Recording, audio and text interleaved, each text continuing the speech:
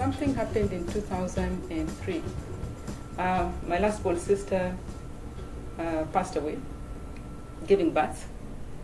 And at that time I was in Uganda, part of my trips, and it really struck me, for the first time it really hit me, what health or access to healthcare or quality healthcare means to people.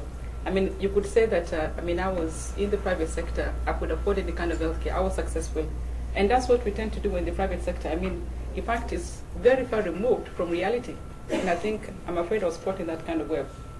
But it really struck me. I was in Uganda, and I tried to get help for my sister. It was too late. She was in ICU. And for us in Kenya, being in ICU is very expensive. I think in any other country too. And it was costing a fortune. And because there was no guarantor, to guarantee her being in ICU, the hospital said no money, no care. And in fact, they pulled her out of ICU when she wasn't ready to move. It was very sad. And I came back, and that totally changed my life. Okay, I came back, we struggled, and we took her to Nairobi Hospital.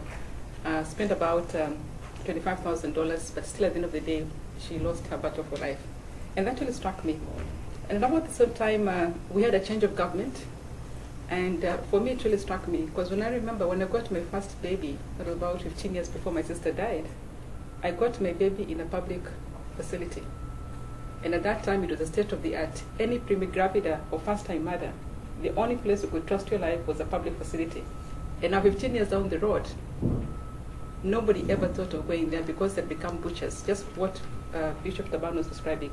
The same decay was actually happening in Kenya. And for me, it was like, no, it cannot happen. So when an opportunity came for us to try and help the new government to reform and to change and to increase access of health to the people, I was very much attracted because I was affected. And for the first time I realized that we may think it's remote, but all of us are stakeholders and we actually get affected in a very big way. Like for me, it cost me my sister's life. And I take care of a little baby up to now. It's something that's going to remind me for the rest of my life. I think many reports estimate that about a third of people in the world have no access to healthcare. And about 50% of people in Africa and Asia don't have access to, especially medical commodities. And of course, Kenya is included in those statistics. And again, it's estimated that about 4 million lives could be saved annually if those proper medicines and medical commodities availed. So you can see the importance that medicines play in the whole healthcare delivery system.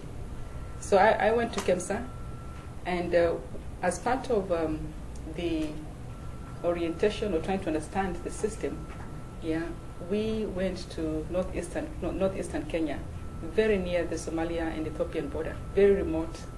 It's about 800 kilometers from the nearest town, which is Garissa. And it was baptism by fire. When I got there with a group of colleagues that we're working with, which also included doctors, because whenever you got for missions like that, you always must be accompanied by what you call a district medical officer of health or a professional medical officer of health. So we were, I would say, quite highly powered, a lot of professionals in there.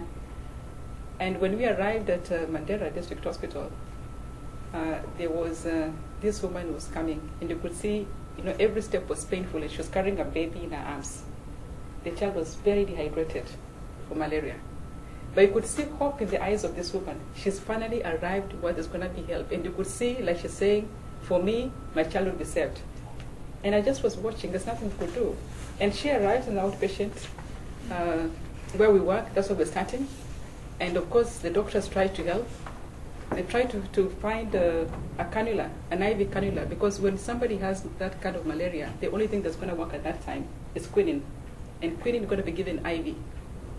Quinine was there, but they did not have a cannula, which costs 10 cents, less than $1. And we helplessly watched that baby die. And for me, there's another image that really stuck in my mind.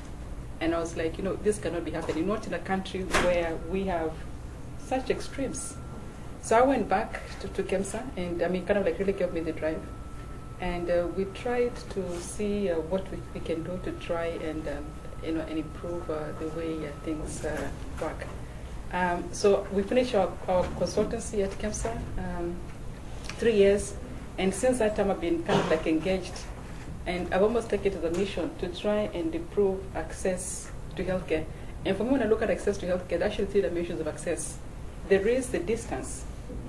How many kilometers do people have to travel to get to the facility?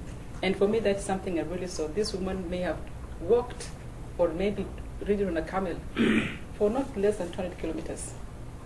Yeah. So what is the nearest facility that you can get to? And even Kenya, which kind of like relatively is an oasis of peace, we still have challenges.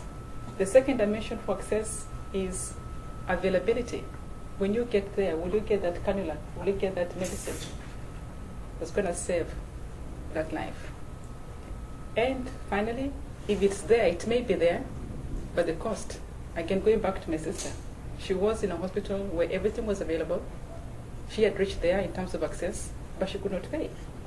So for me, all those are factors that you're going to look at when we talk about access to healthcare. Now, I'll do a fast forward to 2007. I began by saying I began my relationship with the health and conflict from a relatively kind of like, I would say, comfortable position. But in 2007, Kenya had a very, very, very bad experience with a disputed presidential election. And beginning 2008, suddenly we became another Somalia and another Sudan. And we no longer could have the moral ground in saying, that is Somalia and that is Sudan. And we estimate that about 1,500 people lost their lives, mainly in Western and the North Rift and South Rift, and a few people in Nairobi and Mombasa. And about 300,000 people got displaced in their own country, and they became what we call internally displaced people. Of course, there's a lot of need for us to try and do something to try and, again, improve access and save lives. You all know that when there is war and conflict, there's a lot of wounds. People are wounded. Some of them by very crude methods, arrows, knives. Yeah, so we had to really very quickly try again and come to their help. And I was part of a systems and logistics committee again that tried to see what we can do to try and get some help to them. It was mentioned that I'm here as a Johnson & Johnson fellow, and I'm here because of the work that I did at Strathmore, trying to build management capacity within health workers. Now, my work in the public sector, right from the start I began consulting for KEMSA, really convinced me that there is something missing. Because in all these crises that we had, we always had a lot of aid flowing to Africa. And I think you have the statistics. A lot of aid is flowing to Africa in terms of Global Fund, PEPFAR, Clinton Foundation. But still, we're having a situation where our health indicators are going down.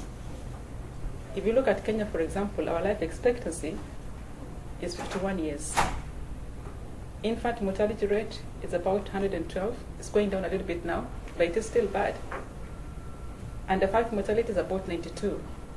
Maternal mortality rate is about 414 women die out of every 100,000 live births. And for me, I believe that because I've seen somebody very close to me and others actually dying, arising out of childbirth. So we have a lot of challenges. But when I look at my interaction with the public sector especially, in the private sector where I was for very many years, things are very different. In fact, I would say our private sector could actually match your very advanced healthcare systems, including Duke University. We've got model hospitals. But in a country like Kenya, where 70% of the healthcare services is provided by government, and 46% of people live below poverty line, the only option they have is the public sector.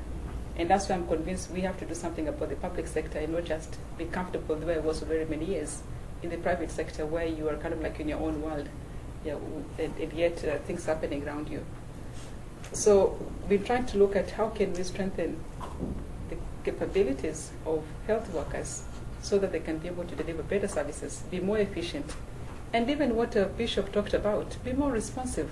You cannot be a qualified, trained doctor and not have the moral ethics to treat a patient because we've not been paid. But again, also, we must have leaders who actually ensure that people are paid. I mean, otherwise, if you don't motivate people, then you really cannot get them to work. So all these are really, I would say, management issues, which I'm hoping that we can be able to correct. So I'm here, and I'm glad to be having this opportunity to actually meet with people at Duke. I'm learning a lot. In fact, I've really been soaking. I've only a few more days going, and I kind of feel like, I really have to soak up everything. But I think also what's most important is that I'm here and I'm hoping that when you go back home, one thing I believe is that whereas we may look like Africa is a little bit desperate, I still believe that people there have the potential to transform and to change and to take care of their own affairs. They say necessity is the mother of invention, and I think you've heard from Angeline and Bishop Taban. They've been able to do things, yeah, just because there was a crisis. But we don't need a crisis to be able to do that. And that's why I think knowledge and management can actually be able to unleash that potential, because I think there is that potential there in Africa. We just need to unleash it. But let's not use war and conflict to unleash that potential. Let's use things like management.